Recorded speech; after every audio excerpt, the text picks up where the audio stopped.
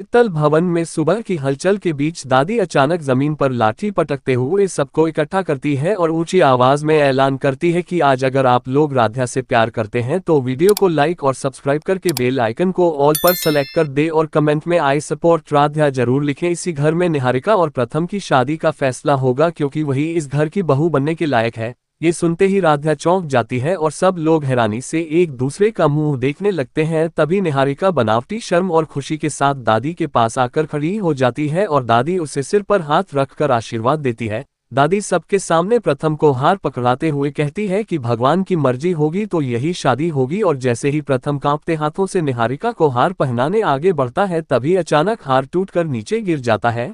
पूरा घर सन्न रह जाता है। राध्या की आंखों में आंसू आ जाते हैं और वह मन ही मन भगवान को याद करती है। ओमकार धीमी आवाज में कहता है कि यह भगवान का संकेत है, लेकिन दादी गुस्से में चिल्लाकर कहती है कि यह सब साजिश है और राध्या की वजह से हुआ है। दादी उसी वक्त राध्या को नौकरानी घोषित कर देती है और कहती है कि आज से ये लड़की इस घर में झाड़ू पोछा करेगी, कपड़े धोएगी और सबकी सेवा करेगी।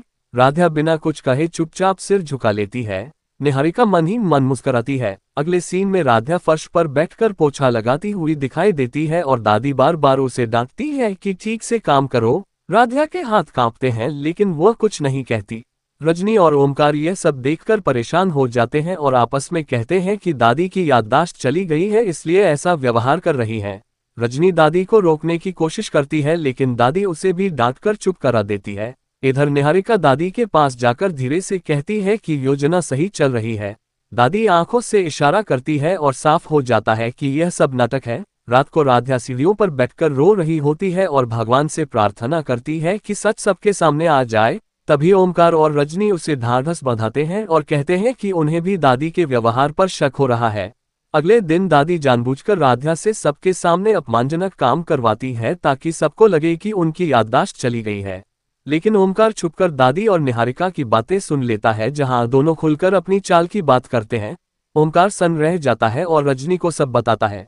दोनों फैसला करते हैं कि सही वक्त आने पर सच्चाई सबके सामने लाएंगे। उधर प्रथम भी अंदर से टूटने लगता है क्योंकि वह राध्या की तकलीफ देख रहा होता है लेकिन दादी के डर से कुछ कह नहीं पाता। कहानी यहीं पर और रोमांचक मोड़ लेती है, जहां एक तरफ दादी और निहारिका की चाल चल रही है और दूसरी तरफ राध्या का सब्र और भगवान का भरोसा धीरे धीरे सच की तरफ कदम बढ़ा रहा है।